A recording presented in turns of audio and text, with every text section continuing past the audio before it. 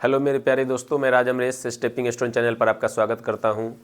हम लोग number system पढ़ रहे थे जिसमें नेक्स्ट पार्ट है। देखिए, कह रहा है कि निम्नलिखित में से कौन सी संख्या किसी प्राकृत संख्या का वर्ग नहीं हो सकती है। प्राकृत संख्या का वर्ग नहीं हो सकती है।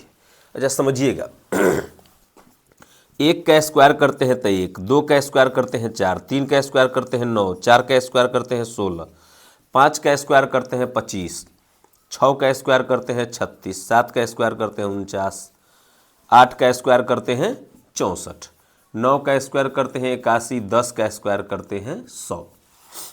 जिसके अंत में जीरो होगा उसका स्क्वायर करेंगे तो एक जीरो है तो 2 जीरो आएगा, 2 जीरो रहेगा तो 4 जीरो होगा, 3 जीरो रहेगा तो 6 जीरो होगा, 3 जीरो रहेगा तो 6 जीरो होगा। तो देखिए, कहीं भी 1 जीरो आया है या 3 जीरो आया है या 5 जीरो आया है? नहीं आया होगा। कभी भी लास्ट में जीरो है तो उसका स्क्वायर करेंगे तो जीरो की संख्या जो होगी वह सम होगी, या तो 2 जीरो होगा या 4 जीरो होगा या 6 जीरो होगा। तो किसी भी प्राकृत संख्या का वर्ग करने पर अंत में 1 जीरो, 3 जीरो, 5 जीरो यानी जीरो की संख्या विषम नहीं हो सकती। एक ये पॉइंट हो गया। दूसरा पॉइंट, कोई भी संख्या बनेगी इसी से बनेगी ना, दुनिया की कोई भी संख्या बनेगी इसी से बनेगी। तो इस सबका स्क्वायर किए, अंत में तो आएगा ही। मान लीजिए 11 है तो अंत में 1 है, 12 है तो अंत में 2 है, 54 है तो अंत में 4 है। तो स्क्वायर करेंगे तो कहीं भी देखिए तो इकाई स्थान पर यूनिट डिजिट पर कहीं 2 है, कहीं पर यूनिट डिजिट पर 2 है, नहीं है। 3 नहीं होगा, 7 नहीं होगा, 8 नहीं होगा। तो किसी भी प्राकृत संख्या का स्क्वायर करेंगे, वर्ग करेंगे, तो इकाई स्थान पर 2, 3, 7, 8 और 0 की संख्या विषम नहीं हो सकती है। ठीक है, अंत में 0 की संख्या विषम नहीं हो सकती है। अब इसमें देखिए कौन सी प्राकृत संख्या का वर्ग नहीं है, नहीं हो सकती है। तो इसके अंत में 1 है तो ये हो सकती है, इसके अंत में 5 है हो सकती है, इसके अंत में 4 ही हो सकती है, इसके अंत में 3 है तो यह किसी भी प्राकृत संख्या का वर्ग नहीं हो सकती है, क्योंकि इसके अंत में 3 है। और प्राकृत संख्या का वर्ग करेंगे तो अंत में 3 आएगा नहीं। इसमें कह रहा है कि निम्नलिखित में से कौन सी संख्या किसी प्राकृत संख्या का वर्ग हो सकती है। अर्थात देखिए, अंत में 2, 3, 7, 8 में से कोई नहीं होना चाहिए। इसके अंत में 8 है तो ये नहीं होगा, इसके अंत में 7 है तो भी नहीं होगा, इसके अंत में 3 है तो भी नहीं होगा। तो बच गया एक ऑप्शन सी, जिसके अंत में 4 है। 4 है तो प्राकृत संख्या का वर्ग हो सकता है।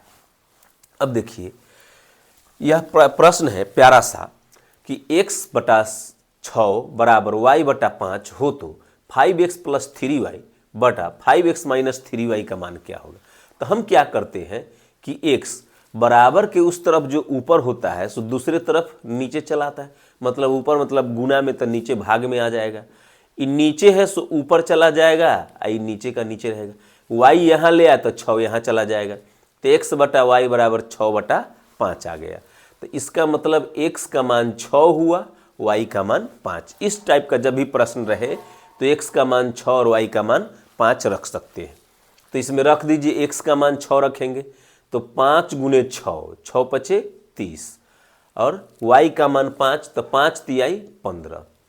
x का मान रखेंगे 6 तो 6 पचे 30, y का मान रखेंगे 5 तो 5 तियाई 15। तो 30 और 15 हो गया 45, और 30 में से 15 गया तो 15, 15 तिया 45। तो हमारा आंसर आ गया 3। इसी तरह से इसको भी बना लीजिए।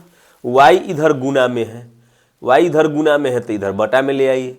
इधर 5 ऊपर रहेगा, 2 इधर गुना में है तो इधर बटा में ले आइए, तो 2 इधर बटा में आ गया। तो x का मान 5 और y का मान 2 पुट कर दीजिए। तो x का मान कितना रखना है 5, x का मान 5 रखेंगे तो 8 गुने 5, 8 पचे 40। y का मान 2 रखना है तो 9 दूना 18।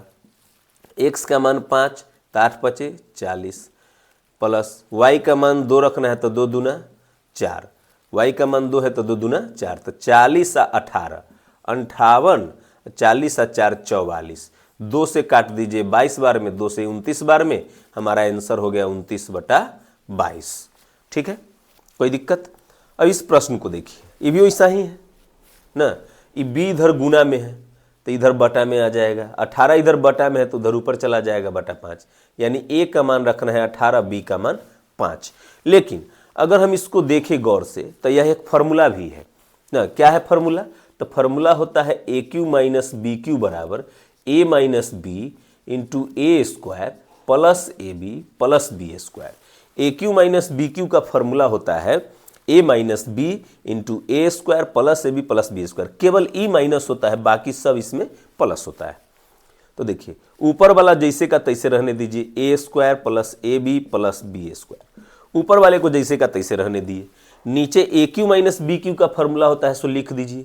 तो A minus B into A square plus A B plus B square. आप गौर से देखिएगा तो ये दोनों सेम है, कट जाएगा। ये ऊपर वाला और नीचे वाला दोनों सेम है, कट जाएगा। तो बच के आ गया 1 बटा ए माइनस बी। तो ए का बटा ए का मान कितना रखना है 18, बी का मान कितना रखना है 5, रख दीजिए। 1 बटा 18 में से 5 गया 13, 1 बटा 13 हमारा उत्तर हो गया। अब इतना ही आज के लिए। नमस्कार, भारत माता की जय, जय हिंद।